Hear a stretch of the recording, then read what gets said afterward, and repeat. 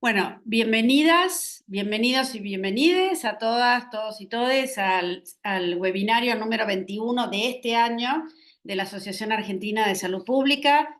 Buenos días Liliana, mi nombre es Alejandra Sánchez Cabezas, soy la presidenta de la Asociación Argentina de Salud Pública. Para quienes no nos conocen, hay muchas personas que no son socias de la Asociación Argentina de Salud Pública. Es una asociación sin fines de lucro, una sociedad científica que reúne a trabajadoras, trabajadores y de los equipos de salud. Y ya desde el año pasado, desde nuestro primer Congreso Internacional, que fue el año pasado, que hubo más de 5.000 personas inscriptas y 2.500 participantes todos los días. A partir de ese evento estamos organizando webinarios periódicos en los cuales queremos tocar temas que consideramos que son de interés, que, que de alguna manera pueden habilitar diálogos y conversaciones que nos están tocando en cotidiano. Y entonces abordamos desde temáticas, estuvimos a principios de año trabajando sobre la ley ómnibus y el DNU, viendo la semana pasada, ¿no? La otra, hubo gente de Brasil que está muy comprometida con temas de salud pública, para contarnos cómo fue o cuáles fueron las estrategias que utilizaron en términos de proteger la salud pública durante el gobierno de Bolsonaro, considerando las circunstancias parecidas a las que estamos viviendo ahora. Y este tema lo consideramos muy importante, está vinculado especialmente a personas que trabajan con personas víctimas de violencia o en situación de violencia de género, pero nada más pertinente a lo que estamos hoy viviendo como nación, pero también es un tema que hoy, y sobre todo siempre, pero sobre todo desde la pandemia, nos está tocando muy de cerca a la mayoría de las trabajadoras y trabajadores de la salud. La realidad es que para la comisión directiva de la Asociación Argentina de Salud Pública es un gusto hacer estos webinarios. Queremos que sean espacios de conversación, de diálogo, que abran a pensar y a discutir y que aporten herramientas para debatir los momentos que estamos viviendo. Sabemos que uno de los problemas que puso la pandemia en eje o que dejó muy de manifiesto la pandemia es que los equipos de salud no tenemos espacios y canales para manifestar nuestros padecimientos y nuestros sufrimientos. En este sentido, desde la Asociación Argentina de Salud Pública estamos intentando abrir canales.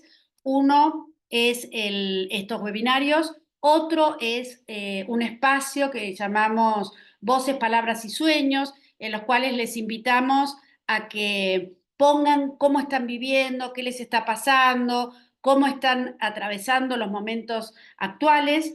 Hicimos también un concurso literario que ya cerró, que se presentaron más de 100 cuentos, y es probable que también habilitemos otro canal de expresión. Estamos intentando habilitar canales de conversación y de diálogo y de participación.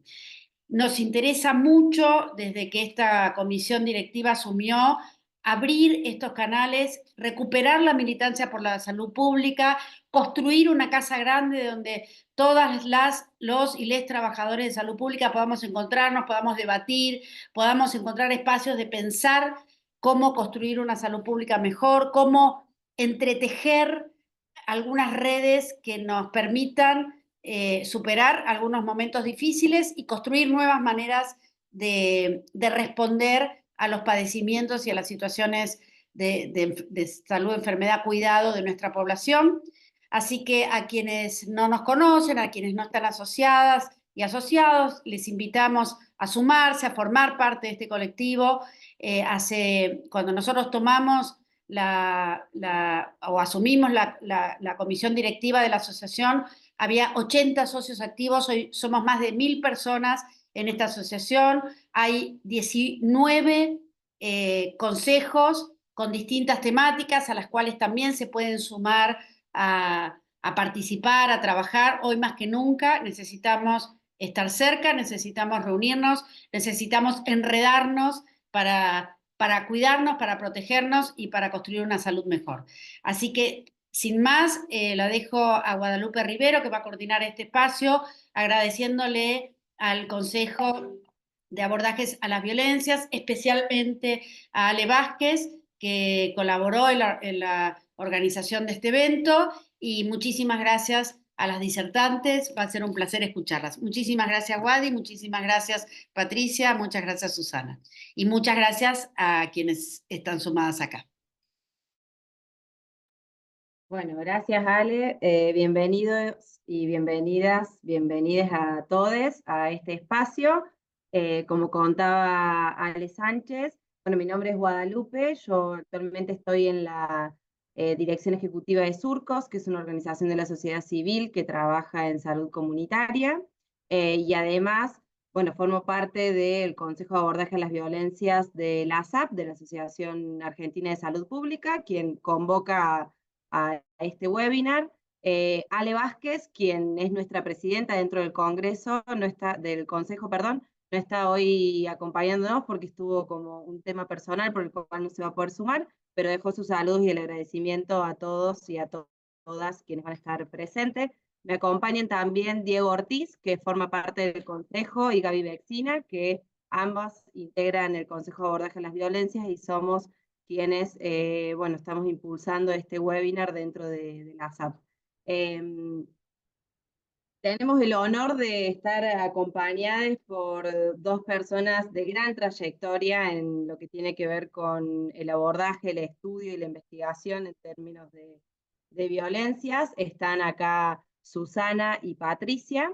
Bienvenidas de antemano y gracias por sumarse a esta convocatoria. Vamos a iniciar con la presentación de Susana y luego nos acompañará Patricia en esta presentación. Las presentaciones de ambas van a durar aproximadamente entre 15 y 20 minutos. La idea es que ustedes puedan ir haciendo preguntas en el chat y que vayamos recopilando las preguntas en intervenciones con micrófono abierto, posterior a que cada una de las disertantes terminen su presentación, de modo que podamos tener una conversación lo más fluida posible dentro de los temas que ellas quieran abordar. Susana, si estás lista, ya podemos avanzar, dame el ok. Perfecto. Bueno, entonces, para dar inicio, la voy a presentar. Perfecto. Voy a presentar a Susana Cuadro. Ella es perito y psicóloga del Cuerpo Técnico Auxiliar del Fuero de Responsabilidad Penal Juvenil.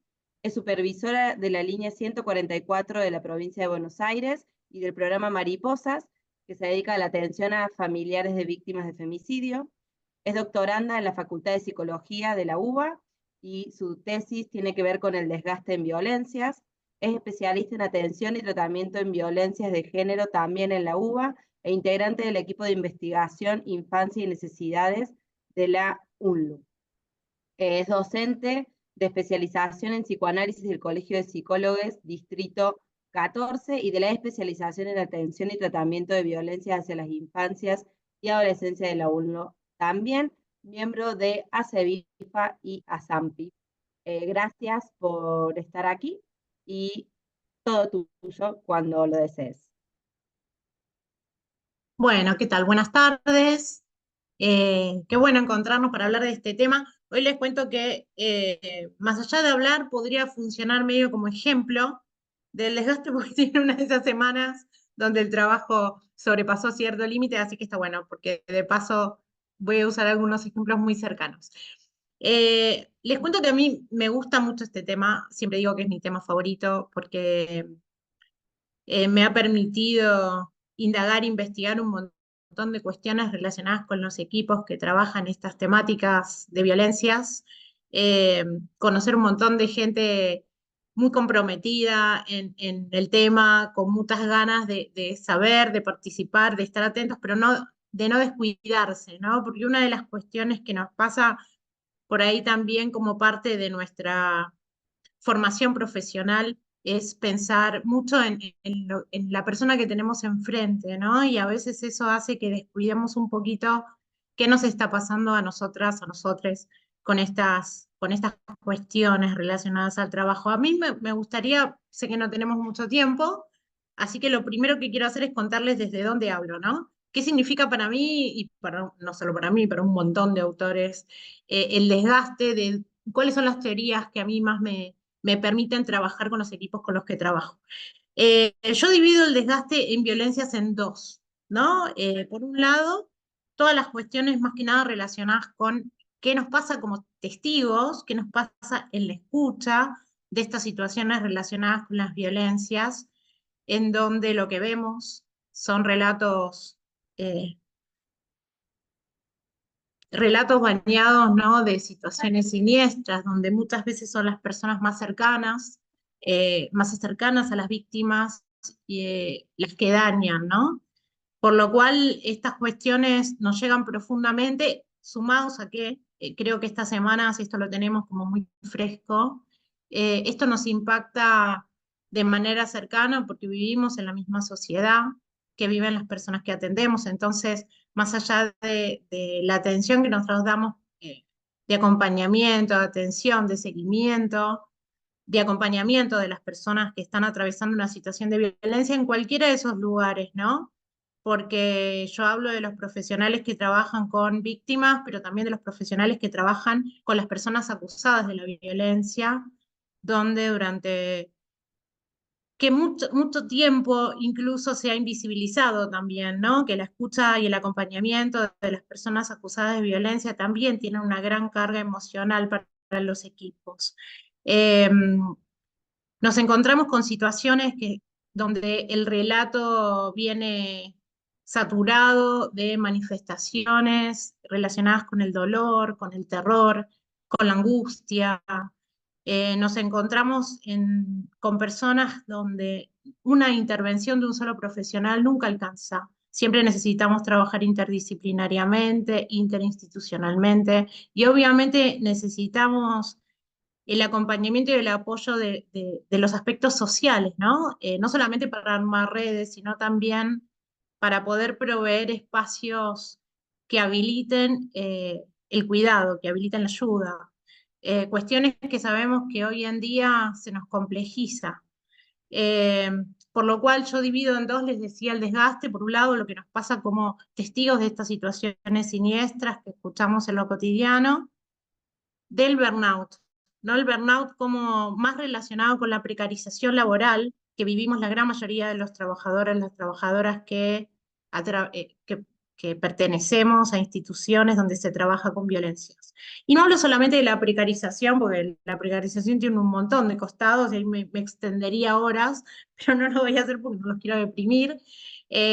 No solamente hablo de la gran cantidad de entrevistas, de la falta de redes, obviamente de los bajos sueldos, de la falta de espacios apropiados para garantizar intimidad, privacidad, a poder alojar al otro y poder hacer una escucha activa completa de todas las situaciones que esta persona está atravesando, sino también hablo de precarización laboral en relación a una falta de una planificación estatal, ¿no? De la pobreza, lamentablemente, que estamos teniendo en relación a la posibilidad que tenemos como país de organizar una actividad estatal continua, ¿no? Que atraviese, digamos, estos avatares políticos con los que nos venimos encontrando en lo cotidiano, ¿no? Donde se hace muy difícil en algunos equipos poder mantener continuidad en los tratamientos.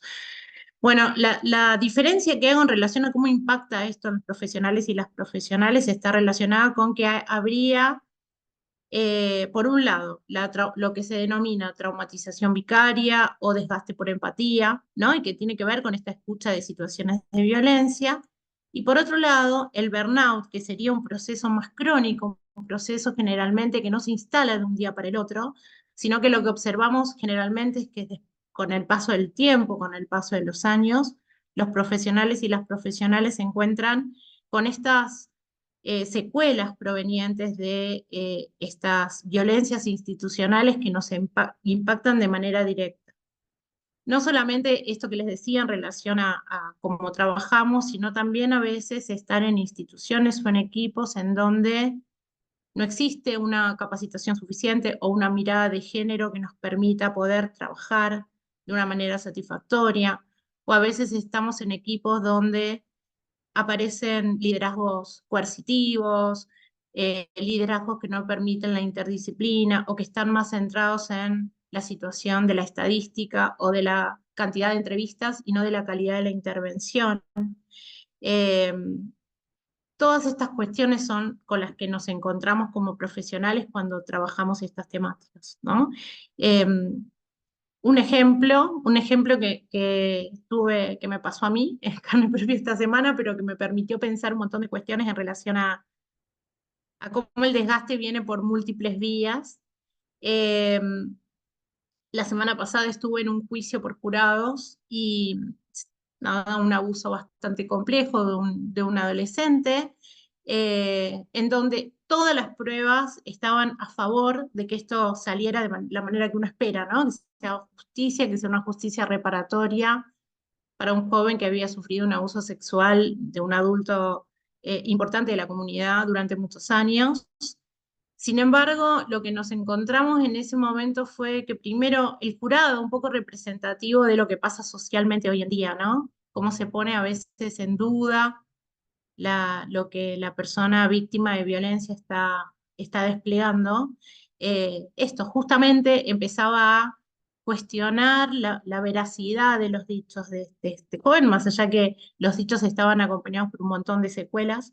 La institución judicial, ¿no? Que también aparece con todos estos rasgos patriarcales, con estas ideologías a veces o muchas veces cerradas y compactas, que también por ahí son una muestra de cómo funcionan en un montón de aspectos algunas instituciones, ¿no?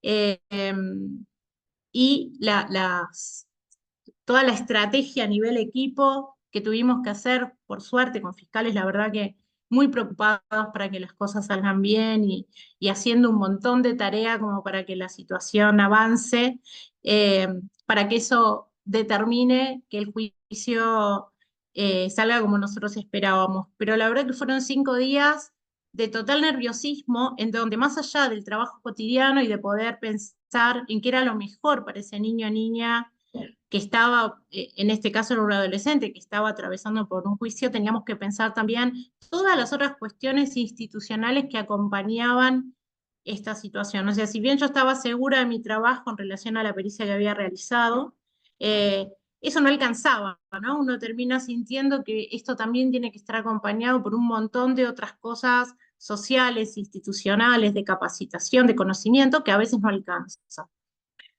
Lo que se observa en los equipos cuando uno atraviesa todos estos avatares institucionales relacionados con la situación de violencia son, por un lado, el desgaste, ¿no? Que viene del lado de un cansancio, este cansancio que, como digo, siempre no se va durmiendo, sino que es un cansancio que nos va acompañando a través del tiempo. Se observa también en frustración, se observa en descreimiento de las instituciones, ¿no? Y muchas veces aparece esto del lado del burnout y lo que aparece del lado, digamos, del desgaste por empatía, son síntomas muy similares a lo que sufren las propias víctimas, ¿no? Cuando nosotros observamos que las personas que atraviesan situaciones de violencia tienen lo que se denomina estrés postrauma, ¿no? Esto de imposición de recuerdos, estado hiperalerta, miedos varios, crisis de angustia. Bueno, lo mismo aparece en menor medida y en diferentes momentos en los y las profesionales que atienden estos pacientes.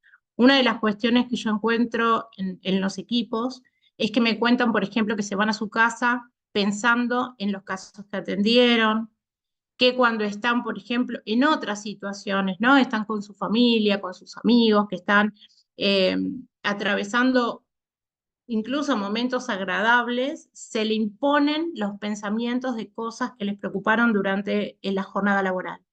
Otra cuestión que aparece, y habla un poco del estado de hiperalerta, es el miedo a que estas cosas que se escuchan en las entrevistas le sucedan a personas cercanas afectivamente, a los y las profesionales, ¿no? En el caso de las personas que trabajamos con niños y niñas, el miedo a que algo de todo esto que ellos relatan relacionados con situaciones de violencia nos ocurran, pero en nuestros propios hijos e hijas, con los niños y niñas allegadas de la familia, ¿no?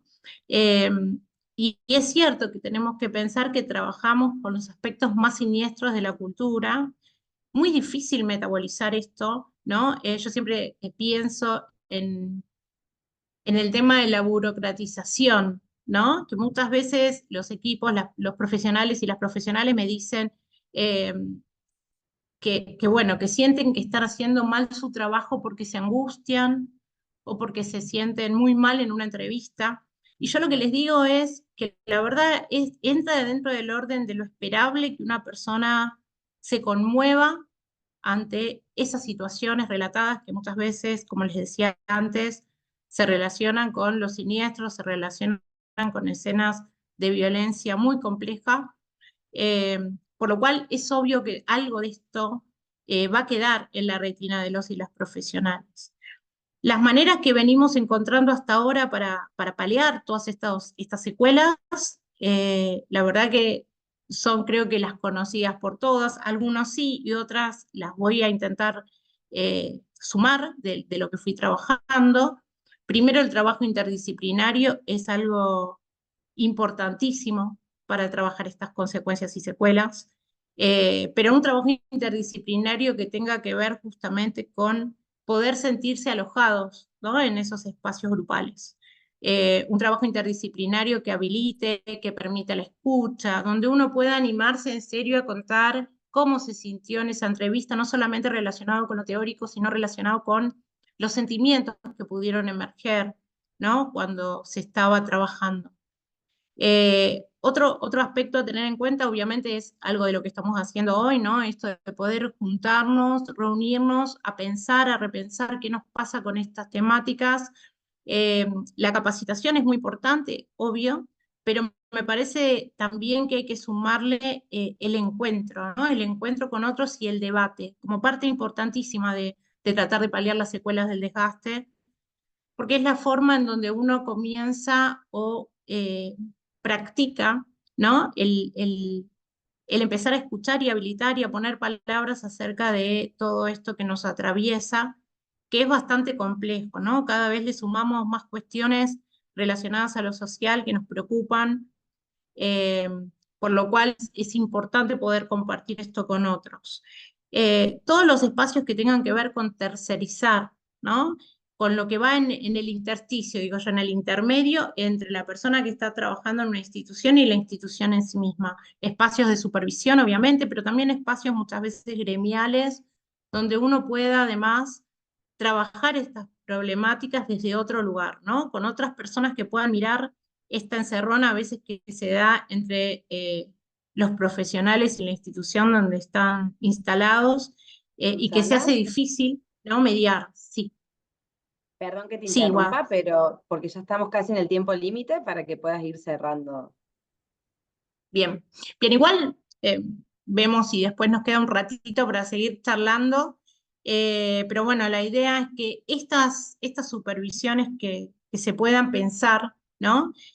Una de las cosas que funciona en la línea 144, que a mí me parece muy, muy interesante como modalidad y que siempre la propongo y la proponía antes incluso de entrar a acompañar a las operadoras, es que la existencia de una supervisión externa, ¿no? La supervisión interna donde se hable de la tarea, donde se hable de los casos, pero también una supervisión externa que permita que los profesionales y las profesionales puedan trabajar acerca de qué les pasa en su inclusión institucional y que permita esto que les decía, ¿no? Un movimiento también que pueda mediar entre estas dos situaciones. Siempre me parece lo más adecuado como para poder también no solo trabajar y volver siempre a revisar las intervenciones que uno tiene, sino también pensarnos a nosotros mismos, ¿no? En esos lugares y en cómo nos vamos sintiendo, ¿no? A partir de todas estas cuestiones que vamos atravesando.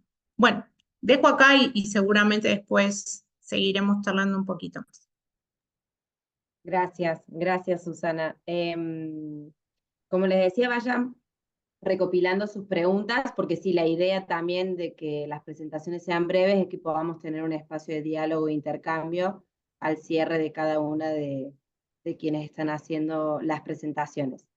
Bueno, gracias otra vez, Susana, por el tiempo y seguro habrá dudas y consultas para vos hacia el final. Patricia, ¿estás conectada por ahí? Yo no te veo en pantalla, pero para asegurarme que estás y que está todo bien.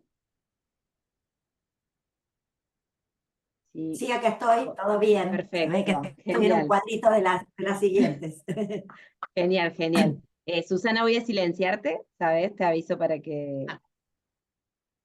Bien, bueno, Patricia, bienvenida también, gracias. Te Gracias. presento rápido para que puedas iniciar tu conversación. Bueno, Patricia es médica, graduada en la UBA y ha realizado también su especialización en la UBA en la Facultad de Psicología. Se ha desempeñado como coordinadora de equipos especializados hasta la actualidad y fue asesora legislativa en problemáticas de género e infancias y ha formado parte de múltiples iniciativas para el cuidado de equipos asistenciales de el PJ. Poder Judicial. Poder Judicial, gracias, no me salía, lo tenía acá en Cuando lo miniatura. Es escribía, docente. PJ suena polisémico. Sí, suena a partido político y no, es el Poder Judicial, gracias. Es docente en varios posgrados de formación específica en universidades nacionales, con especial desarrollo de la temática de violencia institucional e impacto en los equipos de trabajo, y ha publicado diversos trabajos también sobre este tema. Gracias, Patricia. Todo tuyo cuando quieras. Bueno, muy bien. Buenas tardes a todas, todes. Creo que estamos variados y no puedo preguntar cada uno en dónde se ubica, todos somos bienvenidos acá. Gracias también a Alejandra, que pensó en mí para compartir algo de la experiencia que se va amasando con el conocimiento y con la información, y a Gabriela Vexina. Veo gente, caras conocidas que me alegra ver, compañeras de trabajo en este largo camino que venimos llevando adelante, más largo el mío que del resto que están acá. Bueno, en principio, primero valido absolutamente todo lo que escuché que dijo Susana, coincido en muchas de esas cosas, lamento que por ahí no haya podido profundizar más, pero bueno, vamos tirando tips. Yo sé que muchas veces uno se acerca a estos espacios en la búsqueda de cómo hago para que esto no me siga pasando, no me pase, para prepararme, para darme cuenta con anticipación si me va a pasar. Creo que también estos son espacios de resistencia en momentos en que se nos derrumban o intentan derrumbar una cantidad de construcciones sociales que venimos bregando desde hace muchos años, y no debemos permitir que eso ocurra. Así que bienvenidos a estos espacios que no solamente son reparadores y oxigenadores para compartir experiencias, sino también para amucharnos. Es momento de amucharnos. Y lo digo a título absolutamente personal, pero creo que muchas de ustedes van a compartir esa mirada. Bueno, yo quería empezar con ustedes con una especie de jueguito que viene a cuento de lo que Susana les ha venido compartiendo con nosotras.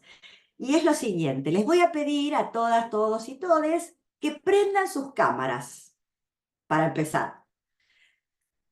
Yo les voy a leer una afirmación y les voy a pedir que, de acuerdo a si están muy de acuerdo, acerquen la mano a la cámara, parcialmente de acuerdo la dejen acá, y en desacuerdo o que eso no les ocurre, la tiren para atrás. ¿Se entendió la consigna? Sí. Entonces, es cortito, son 3 o 4 puntos que me van a permitir a mí avanzar en el despliegue de lo que tengo pensado para decirles o comentar con ustedes. La primera afirmación dice: estoy satisfecha con mi desempeño profesional. Muy de acuerdo, más o menos de acuerdo, poco de acuerdo. Perdón, yo tengo que pasarlos para verlas a todas. Bien, ahí estamos. Entre más o menos y de acuerdo, ¿no? Y satisfechas. Perfecto. Va la siguiente. Comparto el marco teórico con la organización o institución en la que trabajo.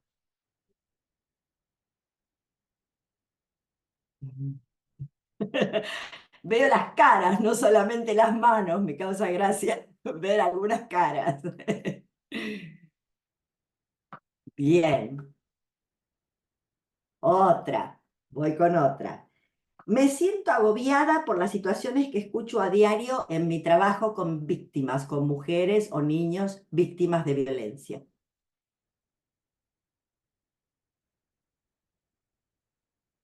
Ujú. Bien. Bueno, y la última. Mi equipo de trabajo me ayuda a reparar el malestar de trabajar en esta temática.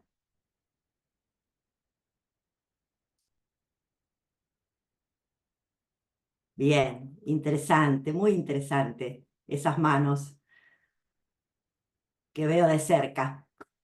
Bueno, entonces, yo hice este ejercicio que es un juego que por ahí se puede utilizar para muchas problemáticas, para que empecemos a adentrarnos que nosotras, digamos, aunque intentamos ponerle una descripción teórica a la cosa, estamos adentro de la cosa. Y a veces estamos tan adentro que se vuelve indiferenciada la condición de víctima. Y creo que esa es una de las cuestiones a las que tenemos que resistir. No debemos permitir que nos coloquen en el lugar de victimización, siendo quienes estamos designadas para acompañar, asistir, orientar, atender, como le queramos llamar en todas sus dimensiones, a las personas que se encuentran en situación de victimización. Y el problema que tenemos es que en muchas ocasiones los funcionamientos institucionales nos dejan en ese lugar. Y ahí la sensación que nos atraviesa a todas y que creo que ninguna de nosotras puede decir que nunca le pasó, es la de la impotencia. Cuando nos encontramos en situación de impotencia de manera reiterada, es porque algo está ocurriendo. Pero pongo un asterisco, ese algo no necesariamente ocurre porque nosotras somos incapaces de dar cuenta de la temática de la cual creemos saber, nos hemos formado, informado, actualizado y compartido con otros, con todo el amor, la voluntad, la conciencia clarísima y el compromiso político y social que demanda el desarrollar una tarea en este tema. Porque no es lo mismo que hacer puentes. Estamos en contacto con el sufrimiento de manera permanente. Entonces, lo que yo quiero alertar es que no permitamos que digan que porque somos flojitas es que las cosas nos afectan. Las cosas nos afectan porque somos seres humanos y porque en muchas instituciones no están dadas las condiciones para que estemos con la absoluta disponibilidad para seguir adelante en el cumplimiento de la tarea. Eso es como una alerta y una declaración de principios que yo necesito compartir con ustedes, porque si no, lo primero que nos ocurre, tal como les ocurre a las mujeres que sufren violencia de género, es ¿por qué a mí? ¿Qué tendré yo, como les ocurre a los niños víctimas y niñas víctimas de abuso sexual? ¿Por qué me han elegido a mí? Algo falla en mí. Entonces, si empezamos por ahí, empezamos mal. Lo ideal es empezar a analizar una estructura que nos debería contener y que muchas veces no lo hace de la manera adecuada y tan solo nos amontona. Y hablando de contener y amontonar, quiero empezar a pensar o a explicar juntas la diferencia entre formar parte de un equipo de trabajo y estar en un grupo de trabajo. Mayoritariamente, las organizaciones y las instituciones nos designan formar parte de un grupo de trabajo.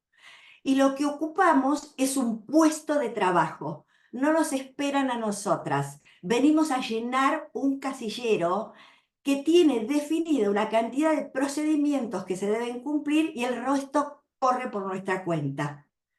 Cuando las organizaciones funcionan de esa manera y no intentan llevar adelante la durísima, desafiante tarea de conformar equipos de trabajo, empezando por consolidar un marco teórico de referencia que sea en común, que esté acordado, que tenga los aportes y la aceptación de todas. En el caso nuestro de las trabajadoras y trabajadores en la temática de violencia, el marco de género, de violencia, de derechos humanos, de derechos de las infancias. Es imprescindible que en principio eso se consolide en cada equipo de trabajo para poder aspirar a conformarse como equipo. Lo otro, dar por sentado que como sos trabajadora social, psicóloga, piripipí, médica poco, porque nos metemos poco porque seguimos con la hegemonía que nos encanta, salvo excepciones, digamos. Bueno, damos por sentado que vos vas a saber, y si no sabés, como nos dicen muchas veces, la veo a Liliana por acá, que comparte una cátedra, compartimos una cátedra, nos dicen, voy aprendiendo de las compañeras más viejas. ¿Y qué aprende? ¿Aprende un marco teórico o aprende un procedimiento que muchas veces se vuelve un corset al cual se responde e impide pensar? Para trabajar en la problemática de violencia es necesario que los equipos piensen, que vean las particularidades, que no queden adheridos al protocolo que oculta la distancia y el estereotipo institucional de funcionamiento. Las mujeres no solo son estereotipadas por su pertenencia de género, y los varones, sino que las instituciones también adhieren a esos estereotipos y funcionan en ese sentido. Un ejemplo, vamos a poner al Poder Judicial, que no es que le queramos achar, porque nos pasa también en la salud, tengo infinitos ejemplos, es que esperamos un estereotipo de mujer. La buena víctima, la mala víctima, la litigante, la sumisa, la confusa, bueno, y ahí empezamos a funcionar mal. Pero eso debe ser puesto en debate adentro del equipo para que no se nos deslice. Porque ¿cuál es el problema cuando no podemos, como decía Susana, tener momentos de encuentro, de debate, de tomarme un tecito, que la compañera me vea que salgo con el lagrimón después de haber escuchado cosas horrorosas y me esté esperando otra consultante y tengo que salir picando, cerrando eso porque no hay un espacio para que yo como persona pueda estar suficientemente predispuesta para volver a escuchar otro sufrimiento? Necesariamente nos obligan esas instituciones a instalar una barrera emocional para poder estar disponible para la otra, pero la disponibilidad se puede transformar en sordera. Por eso cuando yo pensaba esto que quería hablar con ustedes y que me invitaron a hacer mis aportes, es ojo con la sordera institucional, que puede producirse como un riesgo cuando nos afecta institucionalmente las situaciones de desgaste que las propias instituciones promueven con sus prácticas, ¿no? Otra dificultad que hay cuando no somos un verdadero equipo de trabajo es que no revisamos las prácticas. Es decir, nos quedamos tranquilas con que pensamos parecido, leemos los mismos documentos, acordamos con, pero no estamos atentas a que a veces en la práctica, por el propio agobio, desgaste, impotencia, se van produciendo indicaciones, intervenciones prescriptivas, observaciones acusatorias, que deslizan más allá del marco teórico de referencia, por el agotamiento en el desempeño de la tarea y sobre lo que tenemos que poder conversar. Los equipos de trabajo deben estar sostenidos por sus coordinaciones. Para mí es otro tema muy relevante que a veces prestamos poca atención porque estamos acostumbrados a trabajar en instituciones que tienen jefaturas, ¿no? Y hago una gran diferencia para mí. Susana habló de liderazgos. Creo que el liderazgo es una condición inherente a las coordinaciones, no siempre a las jefaturas. Las jefaturas están centradas en el desempeño de una tarea que la institución les demanda para obtener resultados. Está centrada la mirada institucional en la cantidad y no en la calidad, en el cuánto y no en el cómo.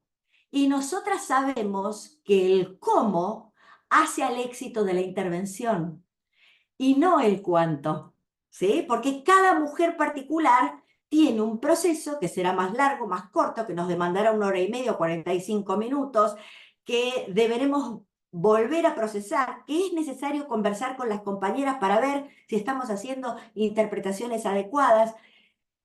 Por ejemplo, la interesante tarea de hacer entrevistas en dupla, por ejemplo, que es poco frecuente en muchas de las instituciones porque hay que sacar demanda que además no fue adecuadamente derivada y que nosotros tenemos que retrabajar para construir un motivo de intervención y despejar esa confusión de a mí me dijeron que viniera acá, ¿no?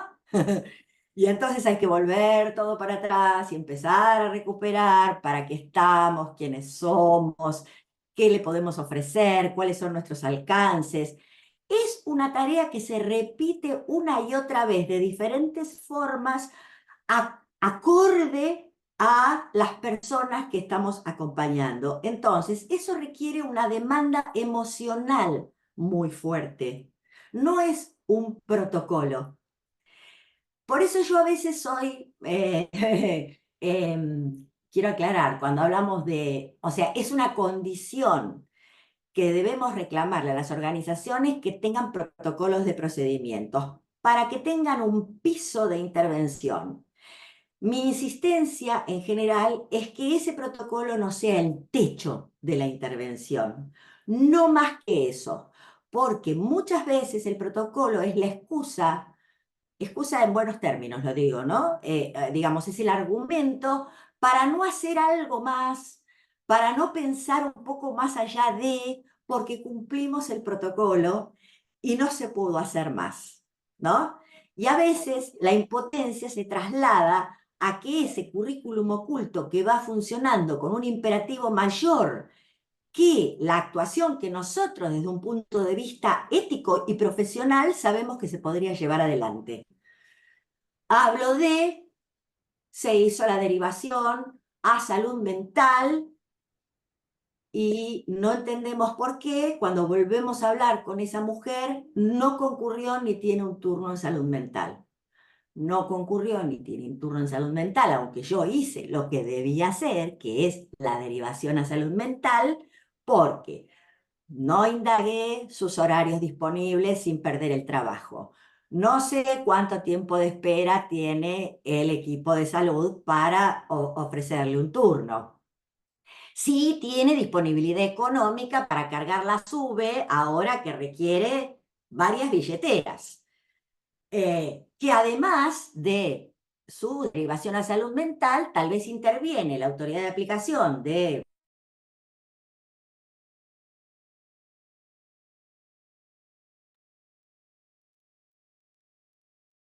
Creo que se congeló. ¿Se me congeló a mí o No, todas? se congeló. Se congeló.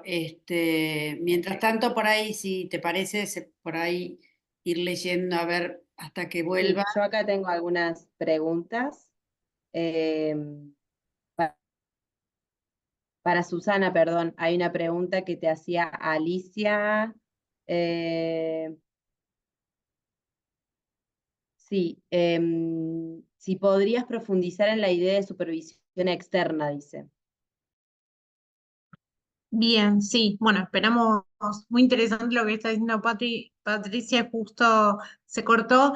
Seguro va a volver en cualquier momento. Bueno, les cuento un poquito en relación a la supervisión externa, más que nada pensar que las supervisiones tendrían que poder ser de personas que estén por fuera de la institución. Lo digo porque muchas veces se ofrece en algunas instituciones, en algunas organizaciones, que la supervisión se haga por algún miembro de esa misma organización, por lo cual, y muchas veces se plantea que sean los coordinadores, ¿no? Los jefes de equipo, por lo cual ahí, más allá de darle una forma de Ateneo, etcétera, y de centrarnos en la tarea, también se obstaculiza las dificultades, ahí volvió Patri, las dificultades que puedan haber para hablar, ¿no? De la institución en sí misma.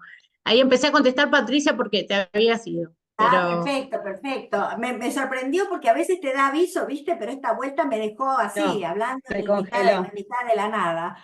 Patri, aprovecho la interrupción también como para decirte si podemos ir cerrando para abrir un espacio Sí, de diálogo.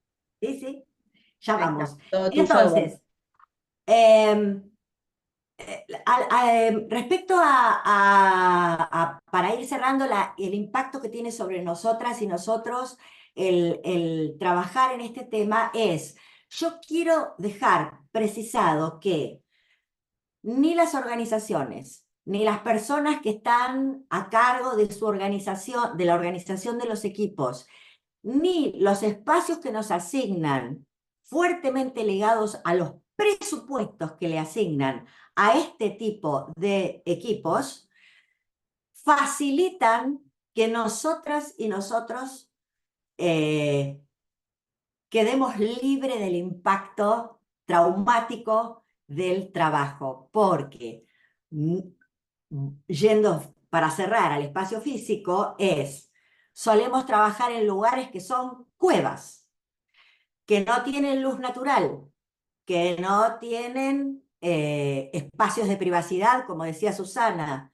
donde si hay un pañuelito porque las personas lloramos, lo llevamos nosotras en nuestra cartera, donde no hay un espacio común para poder reunirnos, donde no hay un microondas para calentar el café, ¿no?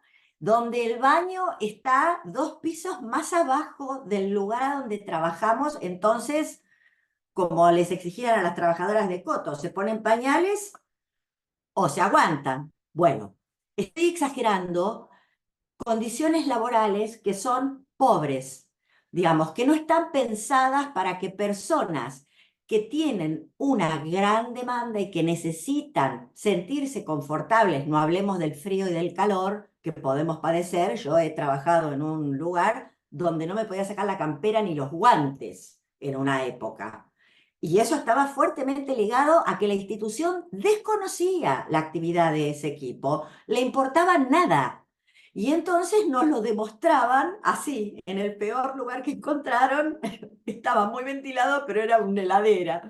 Bueno, estamos habituados a padecer estas cuestiones, creo que tenemos que identificarlas, no a modo de excusa, pero sí comprendiendo la amplitud de los factores que inciden en que el sufrimiento profesional se instale y que además repercuta en esa sordera que yo les decía y también en otro efecto nocivo que creo que tenemos que estar muy atentas y quienes están con funciones de coordinación a lo que le deben prestar muchísima atención, que es la discusión solapada al interior del equipo en esta reproducción en espejo de las violencias que se tramita por la falta de intercambio interdisciplinario, la competencia trans e interdisciplinaria, el encierro frente a las otras instituciones con las que deberíamos articular y compartir y ser un modelo de funcionamiento. Entonces nos aislamos, nos amuchamos en un rinconcito, nos sostenemos y además nos tiramos unos flechazos infernales entre nosotras porque el pasillo habla lo que no se habla en el equipo. Entonces, ojo con eso, cuando veamos esas situaciones, estemos muy atentas, tratemos de resolverlo. traigamos oxígeno, hagamos reuniones de equipo frecuentes, juntémonos no solo para hablar del tema de violencia, sino para conocernos y saber qué le pasa al hijo de Marisa y a la mamá de Josefina, y que puede estar atravesando etapas vitales muy diferentes, algunas difíciles. Tratemos de no prejuiciar lo que le ocurre a las compañeras, sino de comprender. Y esa es parte de una tarea, creo que nos hace mejores, digamos, humanas somos, mejores y más empáticas, porque la empatía se practica, se entrena, digamos, se va entrenando, y entrenarla con las compañeras es una buena práctica. Así que depende de nosotras muchas de las tareas para evitar vernos afectadas por el desgaste. No todas dependen de nosotras. Aquellas que son institucionales deben contar con nosotros para que lo digamos, para que lo visibilicemos, para no naturalizarlo, para no resignarnos a soportar con el acá es así.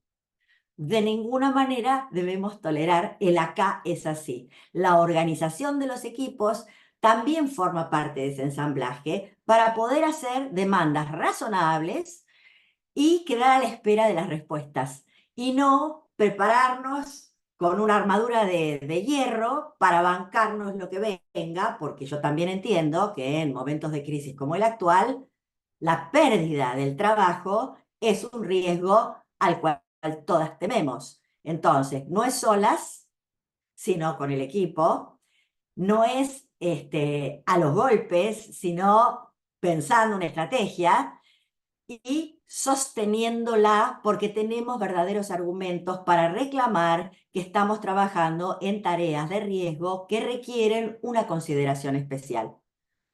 Y listo, ya, basta para mí. Gracias. Espectacular, espectacular.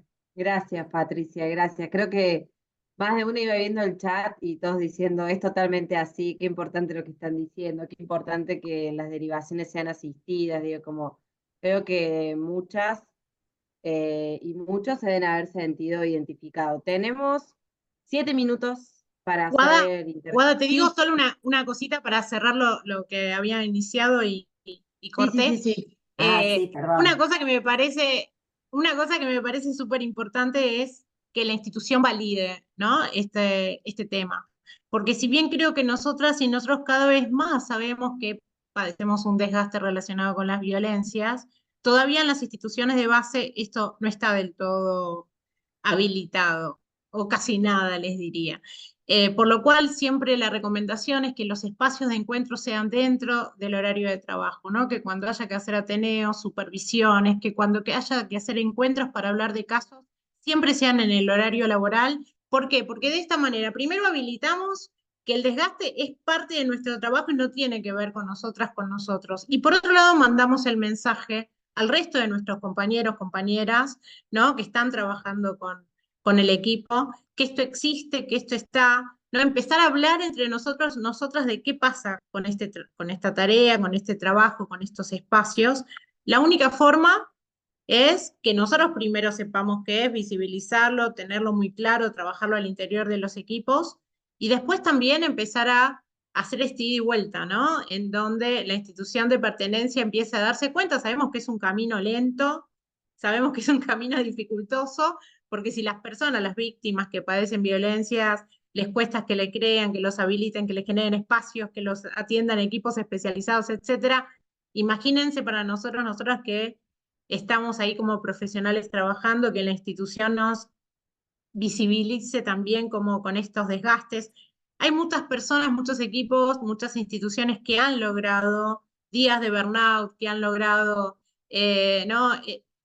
un montón de otras cuestiones, supervisión externa, supervisión interna, que han logrado incluso jubilaciones adelantadas por el riesgo que trae de la mano este tipo de tarea. Sabemos que es una época compleja, ya sabemos, pero bueno, hay que hacer la lucha. Me parece que es importante siempre tener presente que es a partir de esto, ¿no? De tener esto en la cabeza y empezar a armar grupalidades, como por ejemplo esta que estamos haciendo hoy, que esto empiece a tenerse cada vez más en cuenta, porque bueno, el padecimiento profesional en estas tareas está a la orden del día y es importante que las podamos, por lo menos primero desde nosotros, nosotras, habilitarla, ¿no? Y visibilizarla. Y después, bueno, se verá cómo vamos logrando otras cuestiones. Totalmente. Sí, Gracias, Susana. agrego 2 palabras sobre lo que decía Susana respecto de la grupalidad relacionado con la articulación. Yo les pido que pensemos que nuestra tarea es generosa. Generosa en el sentido más amplio, no es porque somos buenitas y hacemos beneficencia, pero es generosa en el sentido de que ponemos mucho cuerpo, mucha cabeza, mucho falta de sueño cuando estamos en presencia de las personas que sufren. Pero también esa generosidad debe estar orientada a poder despejar una cantidad de prejuicios que otros equipos que se ocupan de otras temáticas tienen respecto de las violentólogas y los violentólogos. Uno de los prejuicios es que somos infernales, que siempre vemos violencia por todos lados porque descubrimos y vemos con claridad el patriarcado. Bien, la tarea docente que tenemos que hacer con los compañeros y compañeras de otros equipos es parte de la tarea que alivia ese lugar que es de hostigamiento respecto de que o sos la pobrecita que trabaja en lo que nadie quiere trabajar, o sos una chota, perdón la expresión, que me estás mirando todo el tiempo para marcarme en qué yo me equivoqué y mencioné mal. La tarea docente de abrir a que somos personas de verdad entrenadas, generosas, que sabemos de lo que hablamos, que hemos reflexionado un montón y que podemos hacer aportes para transferir ese conocimiento, es también una tarea que nos toca y lo podemos hacer de diferentes maneras, invitando a los compañeros de otros equipos a nuestras reuniones de equipo, participando en jornadas, o sea, porque si no, nos quedamos, vuelvo a eso, ojo con el riesgo de quedarte encerrada y que lo que es mío y los demás son un afuera lejano.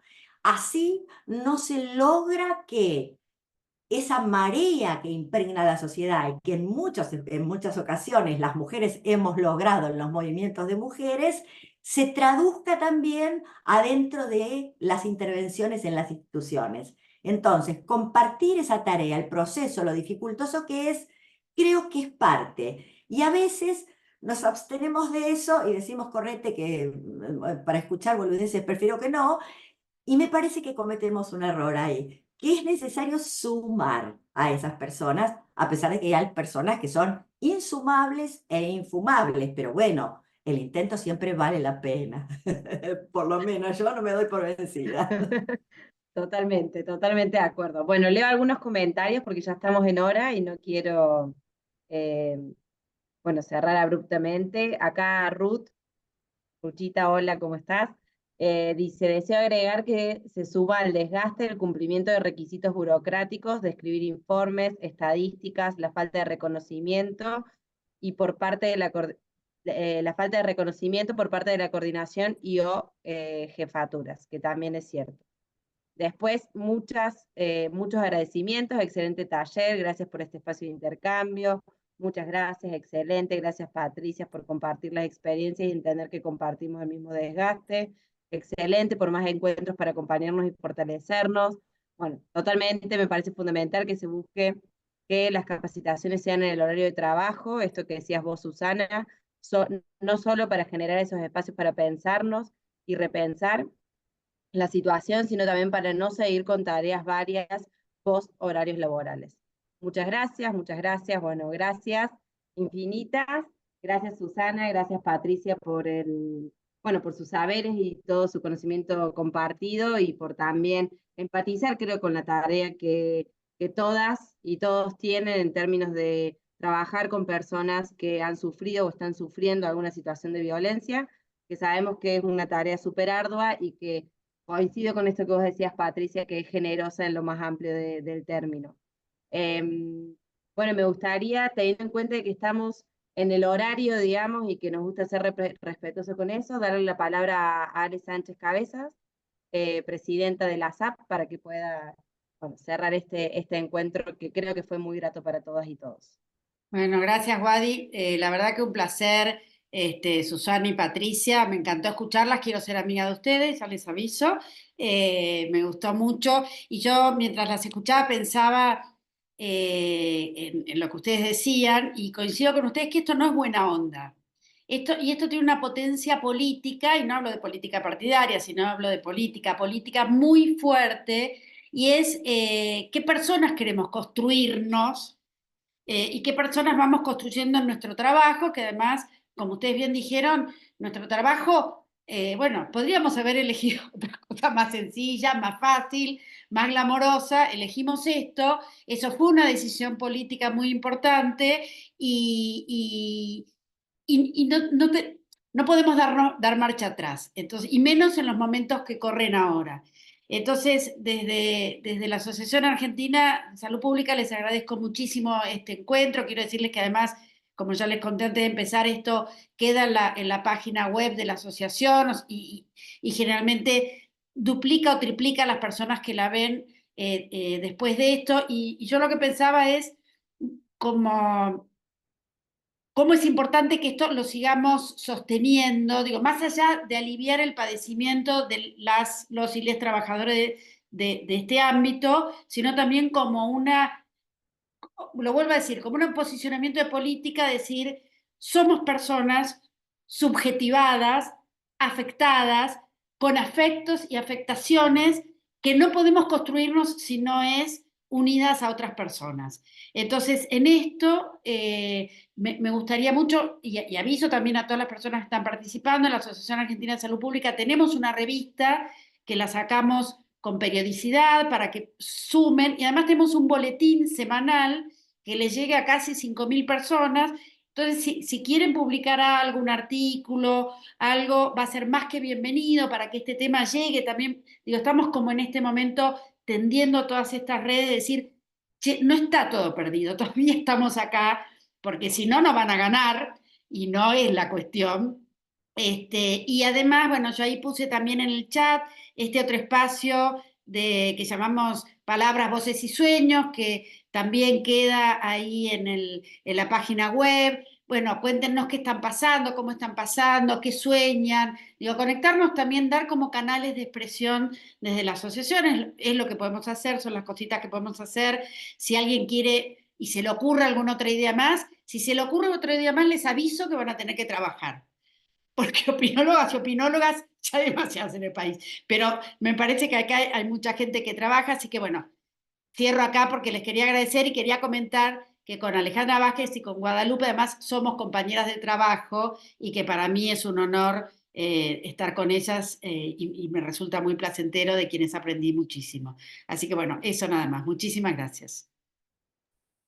Gracias Ale, y bueno, gracias Susana y Patricia nuevamente, obviamente desde el Consejo de Abordaje a las Violencias de la SAP, en donde Ale Vázquez es presidenta y quien las ha invitado, y ustedes tan generosamente han aceptado esa invitación. Les queremos agradecer mucho por sumarse, y bueno, teniendo en consideración que estamos pasadas 4 minutos y somos bastante estrictas con respetar el tiempo, esto, agradecerles y saber que estamos en contacto, y creo que algo que es importante que ambas mencionaban, que hay que hacer red, y yo les invito no solo a sumarse a la SAP, como mencionaba Ale, sino también a buscar en nuestros propios territorios quiénes están, quiénes somos, mirarnos a la cara, volver a encontrarnos, aun cuando estos tiempos son muy complejos, y poder efectivamente estrechar redes y construir redes si no las hay, para poder trabajar en esto, que es algo que nos atraviesa a todos, a todas y a todes, y que es necesario solucionar.